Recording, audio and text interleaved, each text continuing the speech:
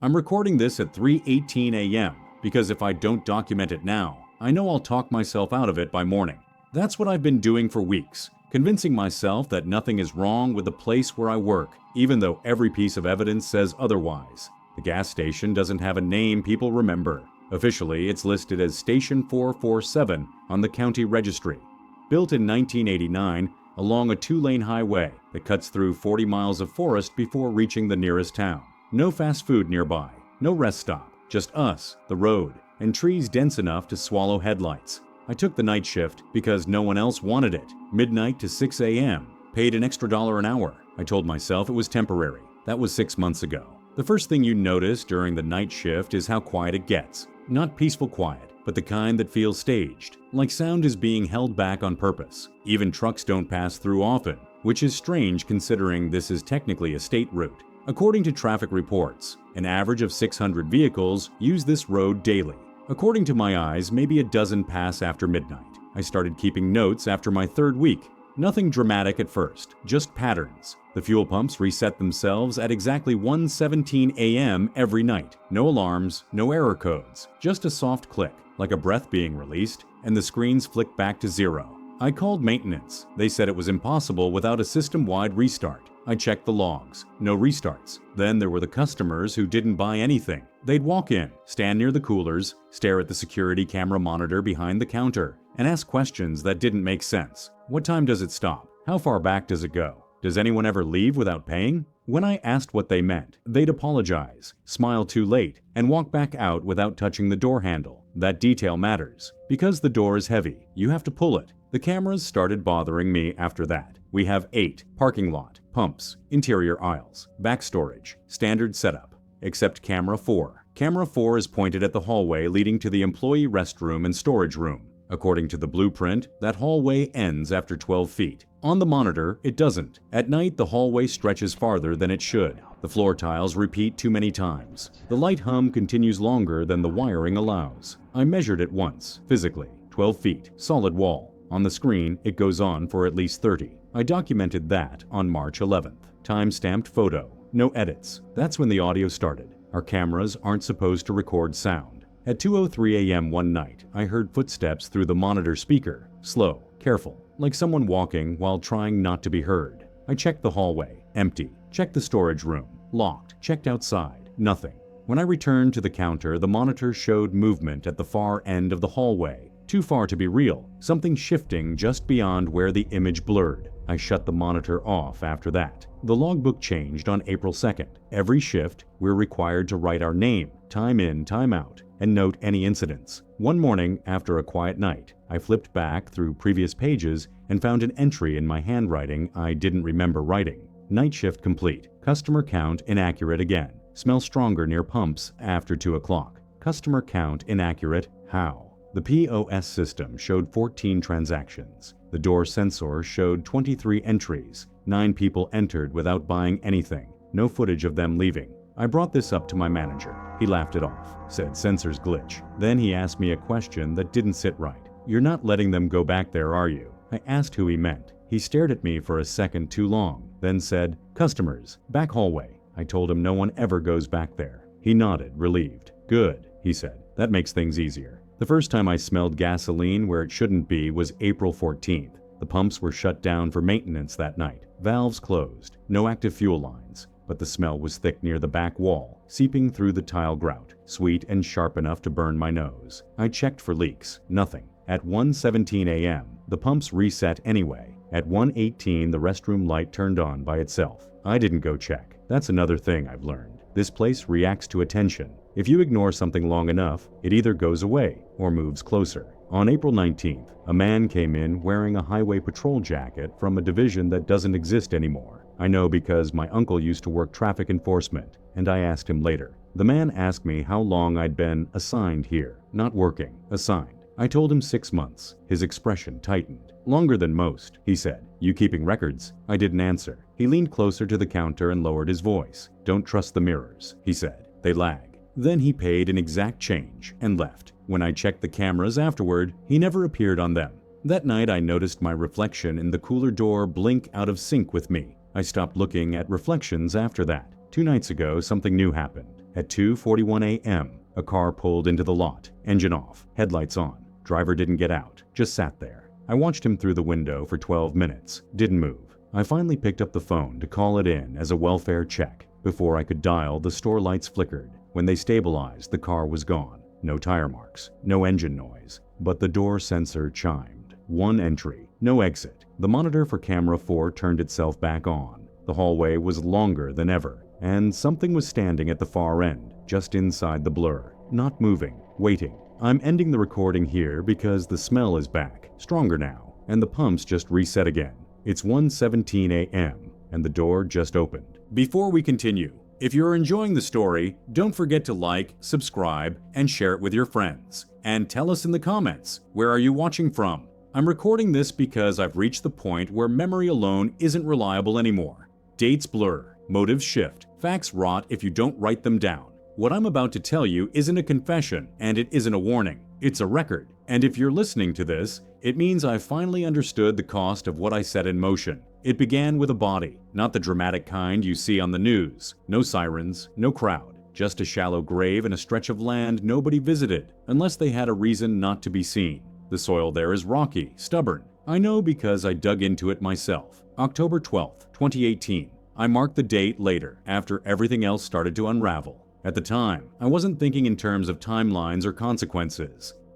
I was thinking about balance, about fairness, about the idea that some things don't right themselves unless someone forces them to. The man in that grave had ruined my brother's life. That's the official reason, at least. Court documents support it, testimonies, settlements. What they don't capture is what happened after the verdict, how the system closed its file and moved on while my brother slowly disappeared inside himself. Addiction, debt, then the kind of silence that follows a phone call you wish you hadn't missed. When people talk about revenge, they imagine anger, heat, impulse. What I felt was colder than that, methodical, almost administrative. I researched the man for months, his routines, his properties, his habits. He owned land out by the old quarry, unused since the early 2000s. No cameras, no neighbors. County records listed it as low priority maintenance. I told myself that was coincidence. It wasn't. I documented everything. Times he arrived, times he left. The one night he didn't. According to my notes, he arrived at the quarry property at 9:47 p.m.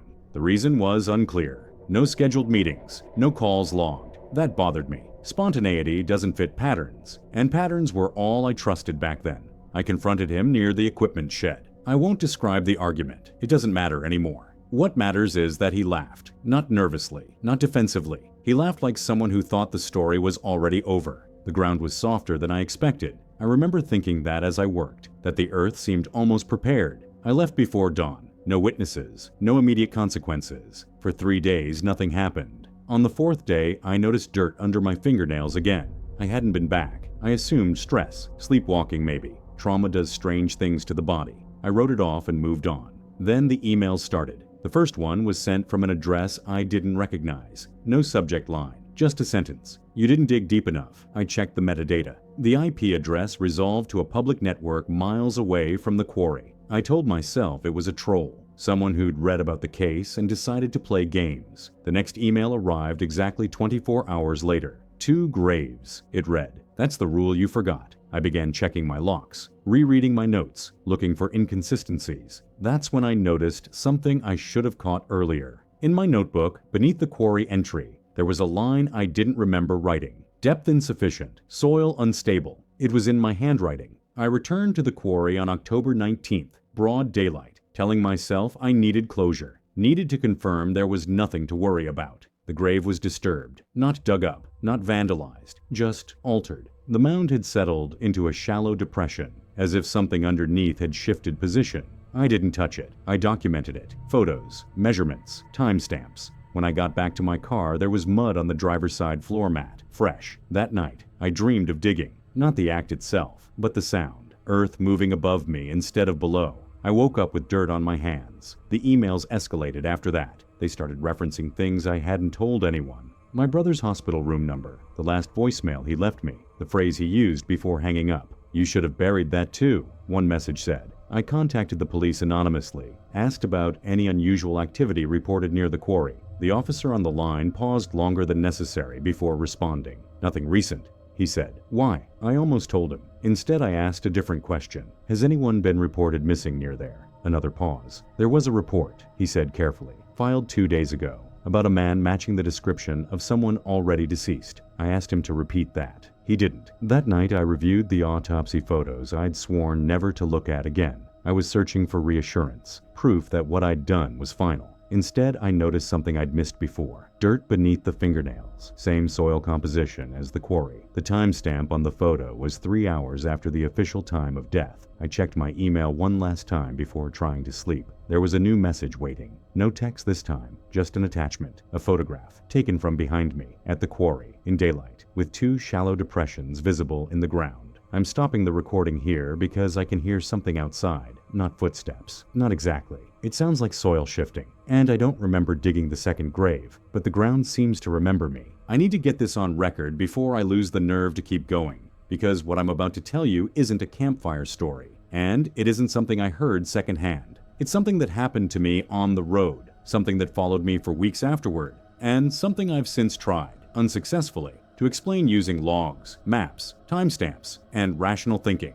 I've been a long-haul trucker for 17 years. I keep records the way some people keep diaries, fuel stops, mile markers, delivery times, CB chatter worth noting. Everything goes into my logbook. That habit is the only reason I can say with confidence that what happened to me in late October of 2013 was not exhaustion, not hallucination, and not bad weather. It started on Interstate 90, heading west, somewhere between Clay Elam and the Idaho border. The exact mile marker is burned into my head because I circled it 3 times in my logbook later that night, 138.7. The first strange thing wasn't visual, it was sound. At 1:42 a.m., my CB radio crackled to life on channel 19. That's normal. What wasn't normal was the voice. It wasn't static heavy, wasn't rushed, wasn't asking for road conditions or speed traps. It was calm, too calm. Anybody westbound near mile 138, the voice said. You seeing this? I responded out of habit, asked what he meant. There was a pause, long enough that I checked my radio connection.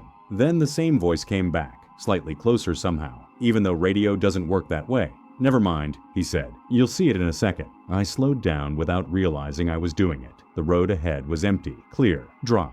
No fog, no snow, no wildlife warnings. According to the weather report I'd pulled an hour earlier, visibility was perfect. Then my headlights caught something reflective on the shoulder. At first I thought it was a disabled vehicle, hazard triangle maybe, but as I got closer, I realized it was a person, standing just off the roadway, facing away from me. No jacket, no flashlight, just standing there, motionless, in the dark. I radioed again, asked if anyone else was seeing a pedestrian out there. No response. Channel went dead silent. I didn't stop. That's not heartless. That's survival. Truckers are trained not to stop for unexpected roadside figures at night. Too many ambush stories. Too many bad endings. As I passed him, my headlights swept over his face. He was smiling, not waving, not asking for help, just smiling straight ahead, like he knew something I didn't. I checked my mirrors for a long time after that. The shoulder behind me was empty.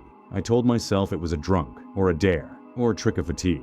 I logged it as possible pedestrian, no incident, and kept driving. That should have been the end of it. 37 minutes later, my CB crackled again. Same voice, same calm tone. You shouldn't have passed me. My stomach dropped so hard I had to grip the wheel. I asked who it was, where they were transmitting from. I even checked my CB settings to make sure no one was piggybacking my signal. The voice replied immediately. I'm still on the shoulder, mile 138. I was 60 miles past that point. I told him that wasn't possible. He laughed, not like a joke, like I'd just said something naive. Road doesn't work the way you think, he said. You of all people should know that. I pulled into the next rest area and shut the engine off. That's log 2, 2:26 a.m.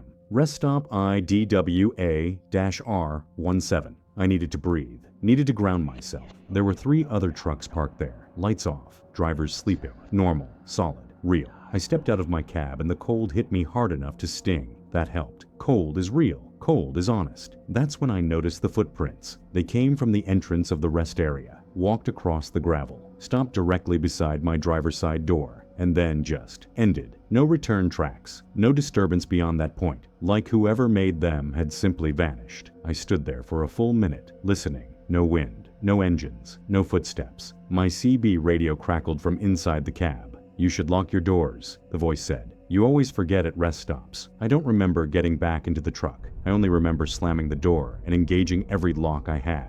I checked my logbook timestamps later. According to that, I sat there for 42 minutes without moving. Engine off, lights off, radio unplugged. At 3:11 a.m., there's a note written in my handwriting, shakier than usual. Voice on CB knows habits. Impossible distance. No explanation. I drove the rest of that night without stopping again. Over the next few days, I tried to rationalize it. I asked other drivers if they'd heard strange transmissions around that area. Most laughed it off. One older guy, been driving since the 80s, got quiet when I mentioned mile 138. He told me, "Some stretches don't forget you once you drive them." I asked what that meant. He refused to elaborate. The next week it happened again. Different highway, different state, same voice. Always calm, always knowing things he shouldn't. He knew when I was tired before I admitted it to myself. Knew when I skipped meals. Knew the names of exits I'd passed hours earlier. And every time he referenced the same place, mile 138, he'd say, "You'll come back eventually." I started documenting everything obsessively, cross-checking routes, making sure I never passed that mile marker again. That's when I realized something that made my hands shake. I hadn't, not officially. According to my logs, my GPS history, and my dispatch routes, I never went back near that stretch of road. But the voice kept insisting I was closer every night. And last night, this is why I'm recording this now, it said something new, something I can't explain away. "You don't need to find the road again," it told me. "You're already on it." And as I looked down at my dashboard, at my GPS, at the glowing route line on the screen, the mile counter reset itself to 138.7. I haven't moved since. The engine's still running. The road outside my windshield looks normal, but the CB just turned itself back on. And the voice is asking if I can see him yet. If this story gave you chills, don't forget to like, subscribe, and share it with your friends. And tell us in the comments which part scared you the most, and drop your ideas in the comments. Your idea might be our next nightmare.